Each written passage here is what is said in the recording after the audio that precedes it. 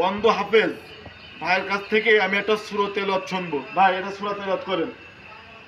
الرحمن علم القرآن خلق الإنسان علمه البيان الشمس والقمر بحسبان والنجم والشجر يسجدان